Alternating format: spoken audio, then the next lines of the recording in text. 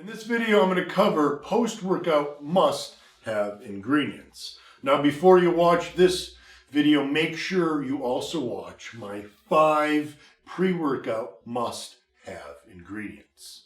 Because a lot of these are going to be similar pre and post-workout because you'll want to take these ingredients twice a day.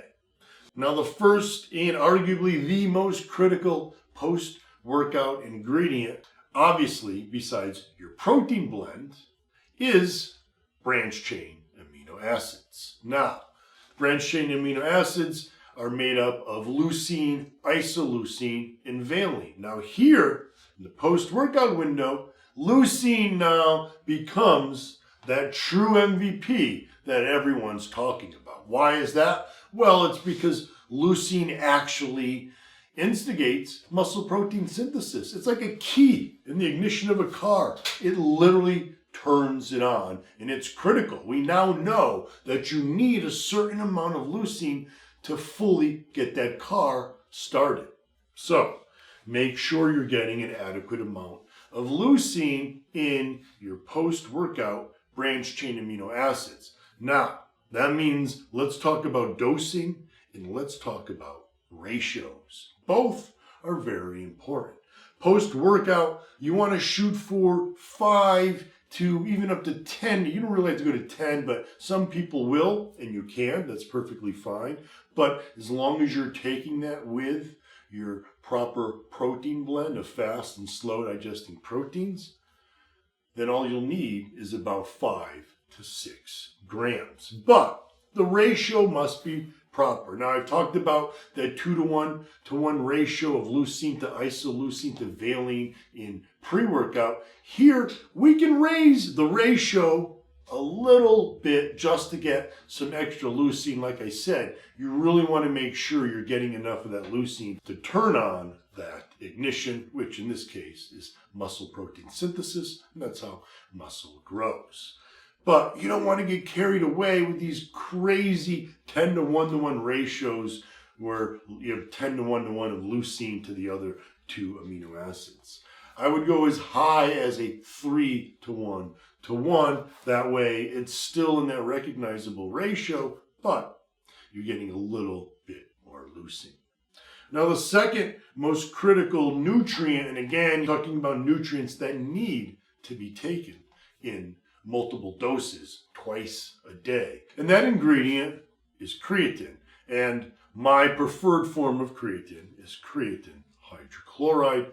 That's the form that causes far fewer stomach issues. So that's the form I recommend most people use. That way, it's not something that you can't take because if you have stomach issues, you're not going to take the ingredient. Creatine hydrochloride absorbed far better. You need less than monohydrate, and it causes far fewer stomach issues. Now, the reason I have you taking creatine post-workout is the fact that post-workout, I also recommend getting those branched-chain amino acids. And remember, leucine spikes insulin. But I also recommend getting fast-digesting carbs post-workout. Remember, you want to recover properly. Those fast-digesting carbs may be important for glycogen resynthesis in muscle, replacing those carbs. But here it's critical for insulin. Insulin is required for creatine to get into the muscle. So you want to be taking your creatine at a time when absorption and uptake by the muscles is maximized. And what we now know is that post-workout, that uptake can be maximized if you have enough insulin. Now, the third critical nutrient that you're going to need post-workout is beta-alanine. Beta-alanine, as I've already discussed in many other videos, helps to blunt fatigue. But it's an ingredient that doesn't work immediately. It needs to be taken, like I say, twice a day, pre-workout and post-workout. Now, I recommend getting it post-workout because, again, there's a convenience factor. When are you focused on taking your supplements? Pre-workout, post-workout. And there's research even showing that it's more effective to take most ingredients pre-workout and post-workout. So get your beta-alanine when you're also getting other ingredients that are helping the absorption and, more importantly, the uptake at the muscle cell. Now the fourth critical, absolute must-have in your post-workout is betaine. Betaine, it's trimethylglycine. It's just a modified amino acid methyl donor which provides huge health and performance benefits. The research shows increases strength, increases muscle size, increases muscle power when it's taken multiple times a day.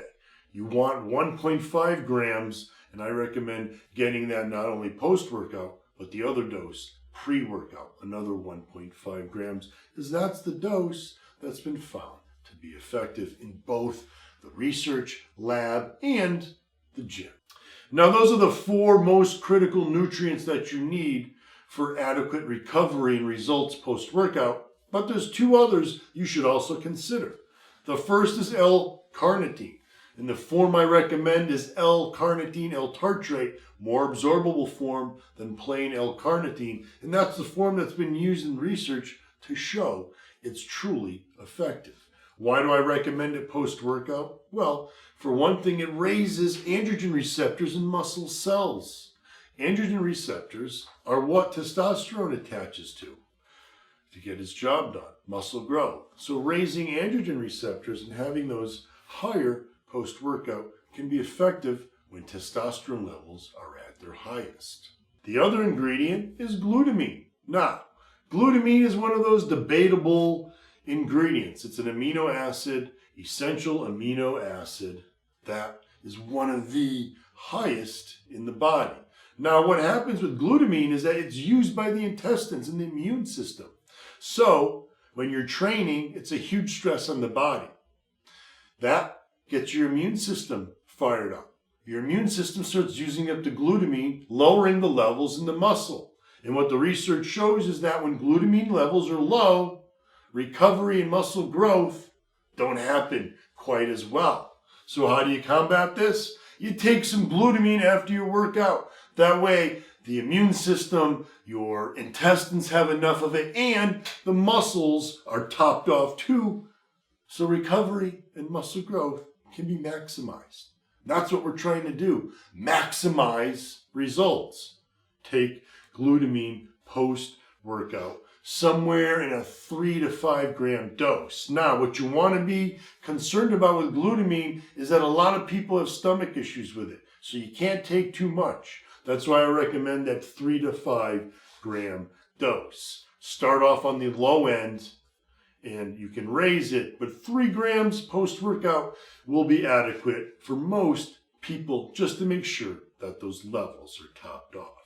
So those are my 5 critical must-have ingredients you should look for in your post-workout product.